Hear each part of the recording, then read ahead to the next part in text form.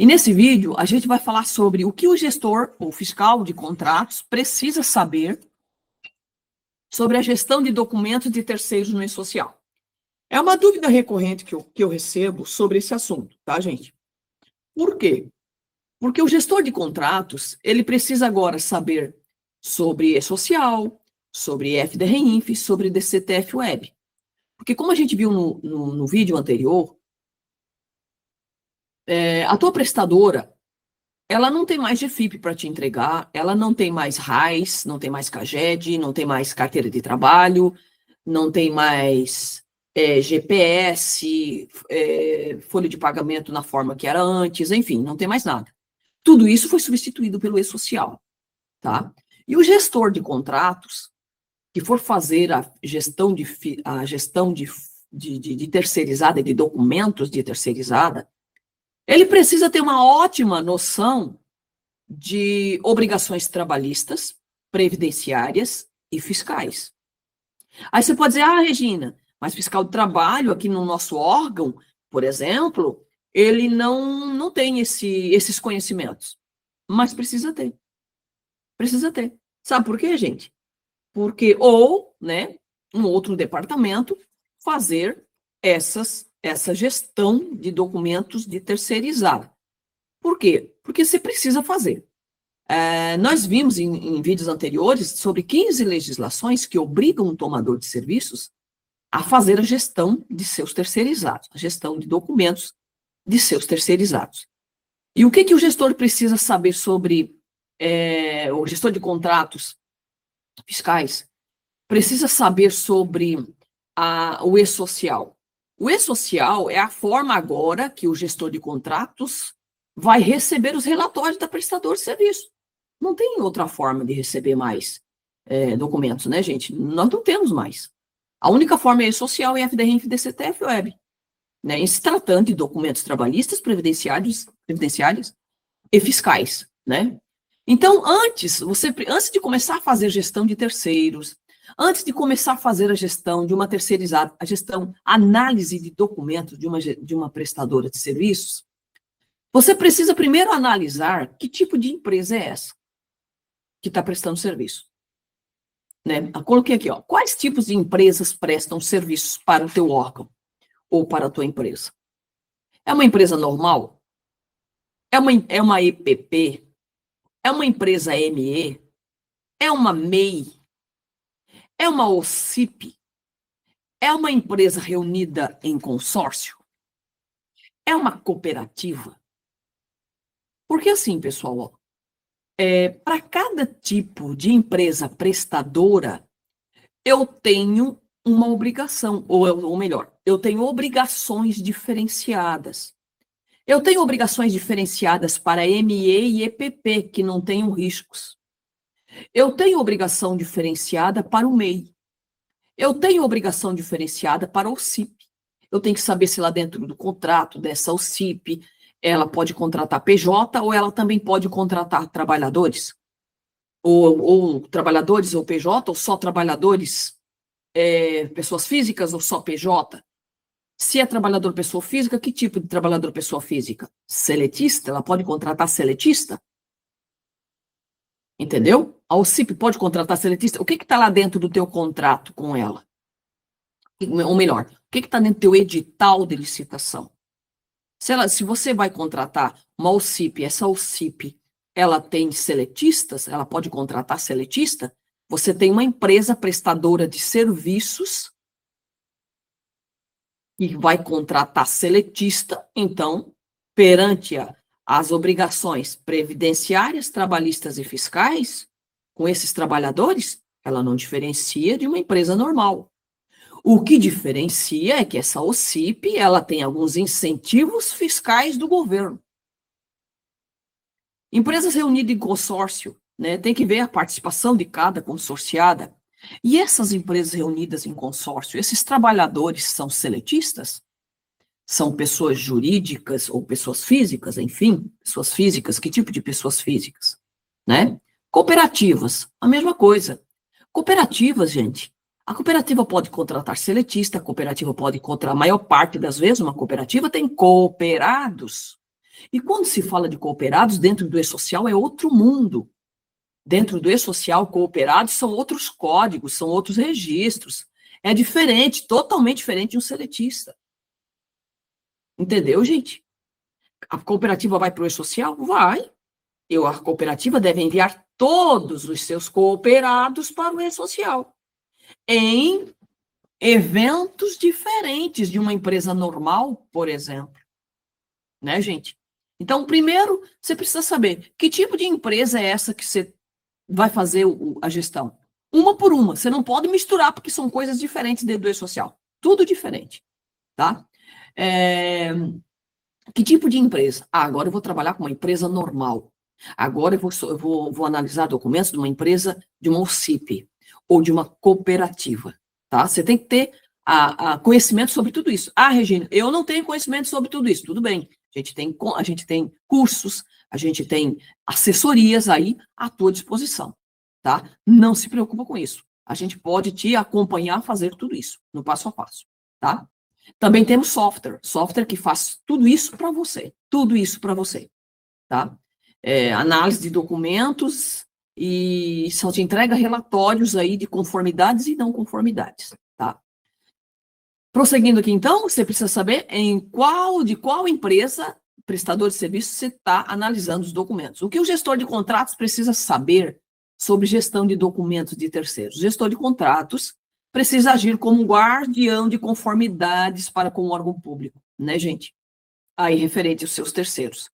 O gestor de contratos é um guardião de conformidades referente aos seus terceiros, em todos os sentidos. Disso a gente já sabe, né? Uma conformidade documental eficiente protege o órgão de riscos legais.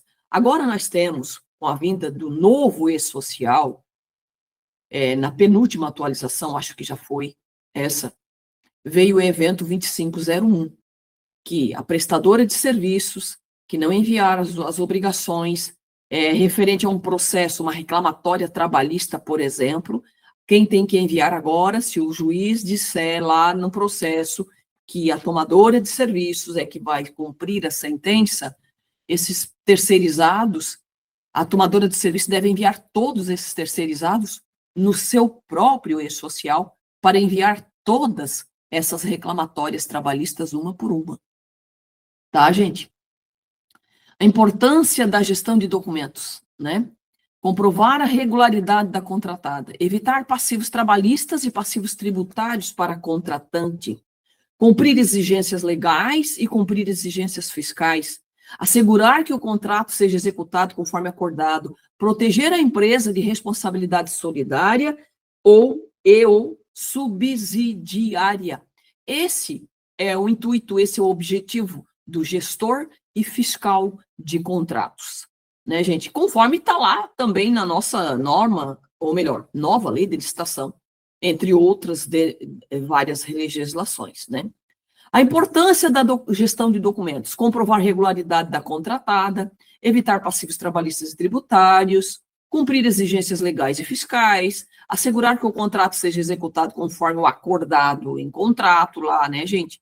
Proteger a tomadora de serviço solidária ou subsidiariamente e também você está resguardando quem? Direitos dos trabalhadores, da terceirizada. Ao você comprovar documentos, você está resguardando direitos do trabalhador, automaticamente você está analisando possíveis acidentes de trabalho. Gestão de terceiros não é só documento, né, gente? É documento e assistência em loco aos trabalhadores. Mas se as informações não estão corretas em um documento, né, você imagina como é que não está no in loco. Então, precisa ser analisado. Nós temos mais de 100 motivos de importância para se fazer a gestão de documentos de terceiros. Nós temos mais de 100 benefícios para o órgão público ao se fazer a gestão de documentos de terceirizadas, né? A gente não trouxe tudo aqui para ganharmos tempo, mas são vários e dezenas os motivos. Quais os tipos de documentos que devem ser exigidos? Os documentos variam conforme o tipo de serviço prestado. Lembra da relação das empresas que a gente falou lá com vocês? Né? Se é uma empresa normal, se é uma ME, uma EPP, uma OCIP, uma cooperativa, um consórcio, etc. Então, conforme o tipo de empresa e conforme o tipo de serviço e conforme o risco que o trabalhador também está exposto lá dentro do teu LTCAT ou do teu PGR, né? Mas, em geral, devem ser organizados em categorias como documentos jurídicos e contratual, contrato de prestação de serviço assinado, né?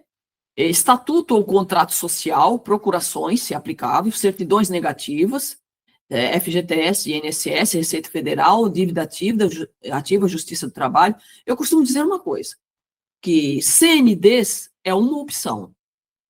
CNDs, para você pedir uma CND de um trabalhador, de um prestador, é uma opção. Porque a CND não fala se as informações foram enviadas corretamente no E-Social e na IFDRENF.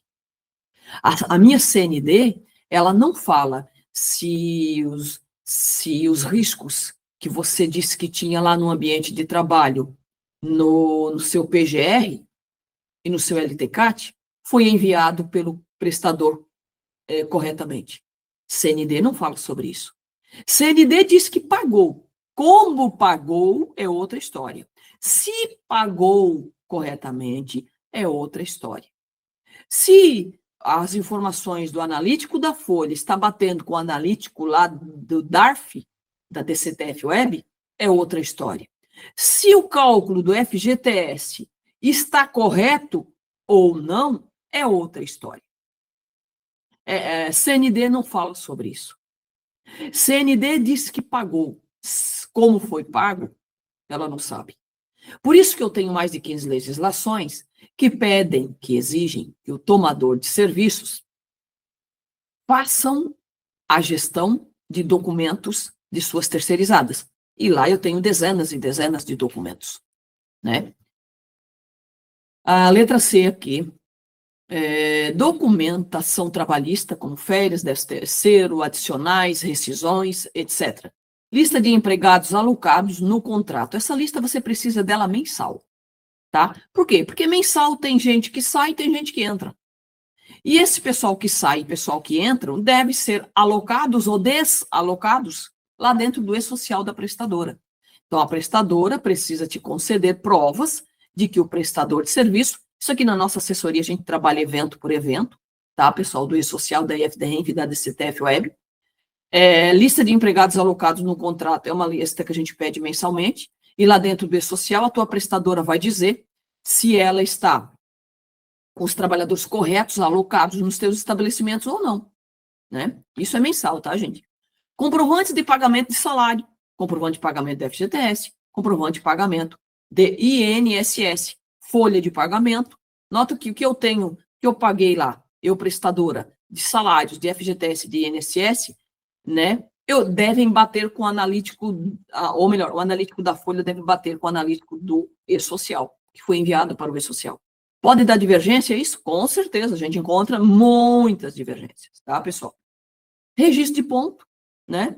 Atestado de saúde ocupacional, o famoso ASO, comprovantes dos exames, né? Eu preciso dos exames de cada trabalhador, conforme está no PCMSO, comprovante de treinamentos obrigatórios, cada NR, diferenciada ou específica, melhor, por função e risco exposto que cada trabalhador está exposto, equipamento de proteção coletiva e ficha de entrega para cada trabalhador, notas fiscais mensais emitidas das retenções tributárias, né? Por exemplo, INSS, ISS, Imposto de Renda da Receita Federal, guias de recolhimento do FGTS, documentação de saúde e segurança do trabalho, PCMSO, PGR, LTCAT, que a tua prestadora também tem que ter, tá? Que a tua prestadora também tem que ter, o PGR e o LTCAT dela é atualizado aos riscos, ao PGR e o LTCAT da tomadora de serviço, que ela já tem,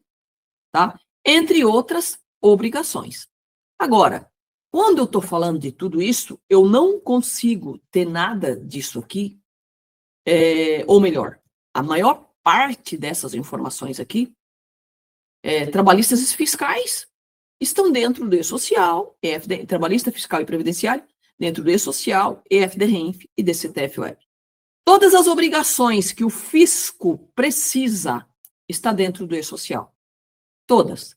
Aquelas informações que o fisco, por exemplo, se um auditor do trabalho fosse até o teu órgão solicitar documentos, se ele fosse em loco no teu órgão solicitar documentos, seriam esses os documentos que ele ia solicitar. Ou seja, quais esses? Essas informações que estão dentro do E-Social.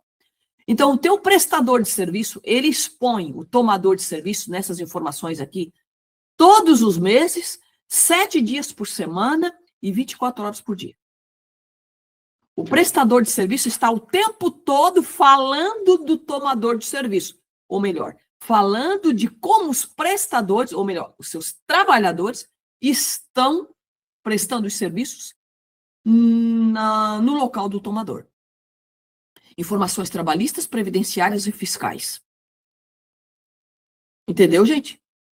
E lembra que eu falei lá no outro vídeo que o órgão público pode contratar, ou melhor, pode contratar para prestar serviço, ele pode terceirizar serviços, mas não pode terceirizar o risco de segurança e saúde do trabalho que esses trabalhadores estão expostos. Lembra que eu falei lá para vocês? E todas essas obrigações agora estão no E-Social, na IFD-RENF, na DCTF-Web. Você não tem como fazer gestão de documentos de terceiros se você não souber das tratativas do E-Social, da IFD-RENF e da DCTF-Web. Precisa também saber, o fiscal, saber a frequência de coleta e de atualização de documentos e relatórios, como tem documentos que eu preciso solicitar no início do contrato, tem documentos e relatórios que eu preciso solicitar mensalmente, tem relatórios que é anualmente, tem alocação de trabalhadores que eu preciso solicitar, se houver, se for o caso, mensalmente, tem alteração em convenção coletiva da categoria, que geralmente aqui é anual, né, gente? A convenção e é anual. A alteração também é anual. Alocação de trabalhadores, eu preciso disso mensalmente para saber quem saiu, quem entrou lá das alocações, lá dos nas alocações dos estabelecimentos envolvidos aí, dos serviços que esses prestadores estão trabalhando, os locais que eles se encontram. Ocorrências do mês, admissão, demissão, afastamentos, etc. Que tipo de afastamentos são? Diversos, né? Qual que é a frequência da coleta e de atualização de documentos? Nem tudo é mensal, gente. Nem tudo é anual. Nem tudo é só no início e nem tudo é só no final do contrato. Então, você precisa ter esse checklist dessa frequência de solicitação de documentação. A gente trabalha isso também na nossa assessoria, tá? E também temos ferramentas práticas recomendadas aí para você. Utilização de sistema de gestão de terceirizadas. O sistema oferece o checklist padronizados e personalizado de todas as tuas exigências documental para cada tipo de empresa prestadora de serviço. O checklist aqui não é para todo mundo igual, obviamente. Porque lembra da lista de empresas prestadoras que a gente te deu um exemplo lá atrás? Se a tua prestadora é uma MEI, se a tua prestadora é uma EPP, se a tua prestadora é uma normal, é uma OCIP, é uma cooperativa, etc. Lembra? Nós temos como padronizar isso tudo dentro de um software e esse software te dá relatórios de conformidades ou de inconformidades. Também te entrega alertas automáticos de cada documento que não for anexado ou de cada documento que está com divergência entre as informações.